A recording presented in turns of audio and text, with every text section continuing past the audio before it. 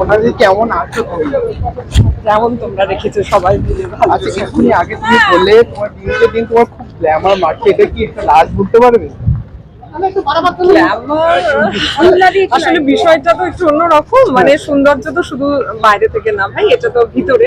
এবং সেটা হয় জানো তো অভিজ্ঞতা, এবং সেটা হয় যদি তুমি ভালো কাজ করতে পারো, অ্যাপ্রিসিয়েশন হয়, অ্যাপ্রিসিয়েটেড হও, তাহলে দেখবে ভালো লাগাটা কোথাও প্রতিফলন ঘটে। সেই সেটাই বোধহয় হচ্ছে। আদারওয়াইজ স্কিনের বিষয়টা সেটা 90% জিন। আমার মা মোরালেস সবাই প্রশংসা করেন, মা সুন্দরী বাঙালি মহিলা, বাবার হাইট সব মিলিয়ে আমার দারুণ বিশেষ এখানে কিছু করার ছিল না। এটা বোধহয় জিন। 10% আমি মেনটেন করেছি, এটা ঠিক। মানে পরিশ্রম করেছি, এক্সারসাইজ করেছি, ঠিকঠাক খেয়েছি, ভালো পজিটিভ চিন্তা করেছি, একটু মানুষের পাশে থাকার চেষ্টা করছি। কিছুটা পেরেছি, অনেকটা পারিনি। অনেকটা মন ভালো থাকলে সবকিছুই ভালো থাকে অনন্যাদি। সেটা হয় জানো, মনটা ভালো থাকলে সেটার একটা রিফ্লেকশন, সেটা কিন্তু বোঝা যায়।